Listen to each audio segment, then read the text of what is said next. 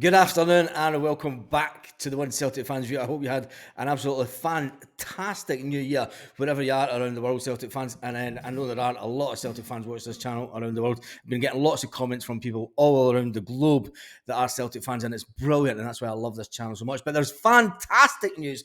Brilliant news as far as I'm concerned. It's sad news for KYOGO. It won't be going to the Asia Cup, but it is absolutely amazing news for Celtic. Now, before you switch off this video, stick around. Celtic have been linked with a goalkeeper.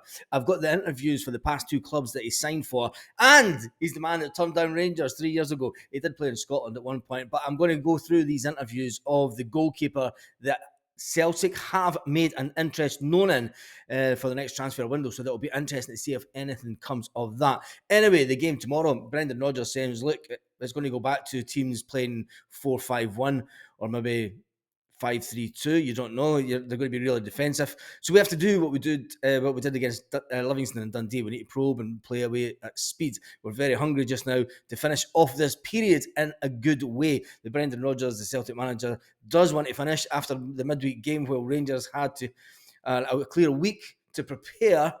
We still go out and we perform like we did against them. It will be no different on Tuesday, today, says tomorrow even, said the manager. Yes, who knows what day of the week it is at this time of year? It all just goes into one. It's just like day and night, but you just don't know what day of the week is. Anyway, I digress. Let's move on. Chris Sutton obviously talking about the fact that the wee man won't make the Japan squad. He said it's a result for Celtic. It's a fantastic result for Celtic, Chris Sutton. He's put out that on Twitter a couple of hours ago. He said it's a fantastic result for Celtic. We will not lose KYOGO during the Asia Cup. There was going to be about 4 or 5 games that we might miss them, but we will miss Rio Hatate and Dyson Myra. Now, I suggest this to you. Is that such a big thing? Because when you look at it, what it does do is it gives Rio Hatate some game time at international level, and they'll make sure that he is 100% fit before they put him into any games. From a Celtic perspective, this is fantastic for the second half of the season. And for Dyson Myra, well, let's just hope he gets some game time. He will play through the middle, remember. He will play as their main striker, as he does do that an international level. Now, one news, but it's not really Celtic news, but Jota looks like he will be staying with his club and he won't be going out on loan. Let's get to the big news. The big news. Celtic have been in touch with Ipswich Town and they've identified the goalkeeper. Valach. I'm not even going to try and say his name. I'll get it wrong, and I always do. Who cares what? Anyway, let's move on.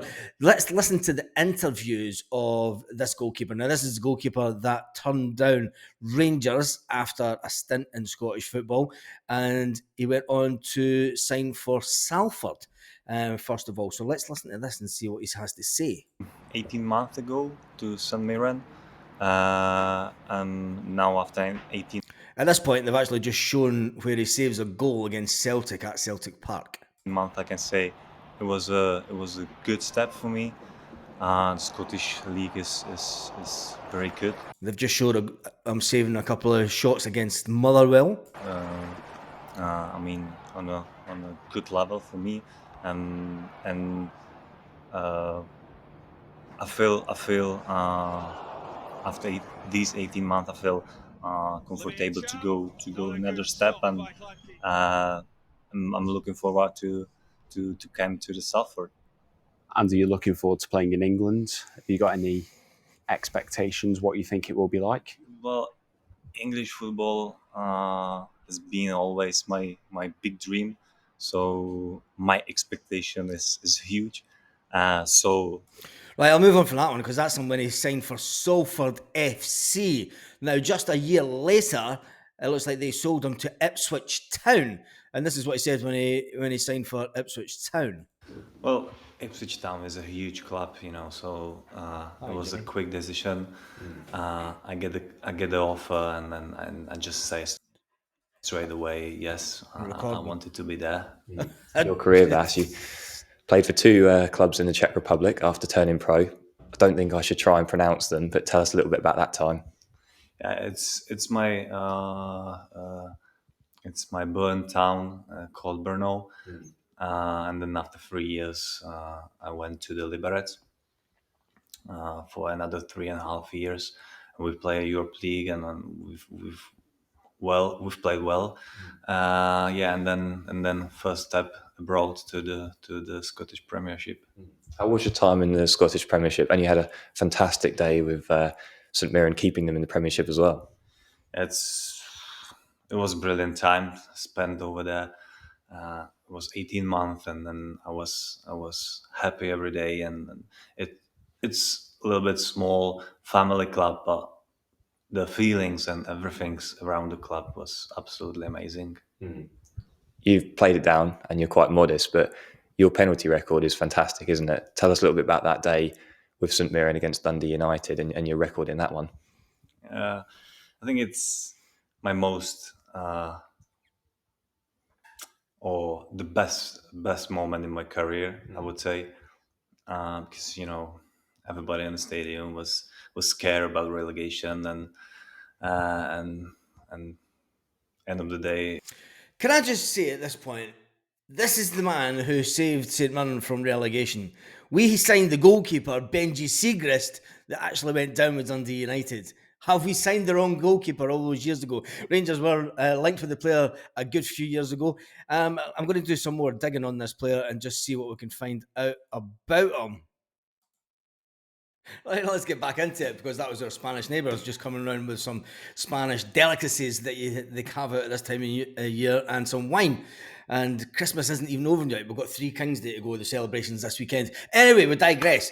Is this Celtic taking the biscuit tin mentality going for this goalkeeper? Let's face it, he is 33-year-old. He was sold by St Mirren for £500,000. It's a biscuit tin mentality. It has to be. He's 33 years old. He's 33 years old. He's not had the best of experience at a top level. Come on, Celtic. Surely if you're going to go out and get a goalkeeper, surely we have to be going out and getting someone better than this. If this is the type of player that we're going to go out and get, the fans will go into complete disarray. Is it the biscuit mentality has returned to Celtic Park? He was asked about the chances of him going to Celtic yesterday or the day before when he was interviewed. The stories went out this morning. He said he will not be allowed transfer speculation linking him with a move to the Scottish champions. Celtic distracts him as he prepares today for a visit to Stoke. The Soundkeeper, who previously played north of the border with St Mirren, has been attracting interest from elsewhere and is impressed with his 100% appearance record in the league this team, grabbing his big chance when Christian Watford suffered an injury. The Czech, who's never made of any secret to play in the Premier League, is 33-year-old. If he was a keeper of any sort, surely he would have made the Premier League by now. I'm just saying that. I'm just putting it out there, Celtic fans. Tell me what you think of this one. Do you think that this Ipswich Town keeper is the type of keeper that we should be going for? Come on, we had a chance to go in for a world-class keeper in the summer and we wouldn't spend the money. Are we going to spend about under £1 million and bringing this? It's just got Peter Lovell written all over it. We don't need this on the 1st of January. Anyway, what do you think the score will be tomorrow? What do you think the team will be? Tell me what you think about KYOGO, Fury, Ashe not making the Asia Cup with Japan. He must be absolutely gutted, but you understand the way that they play. The ball play dies Myra through the middle. It's going to be an interesting call for the manager tomorrow because Liel Abada is back. Liel Abada got back on the pitch. Will he get a shout?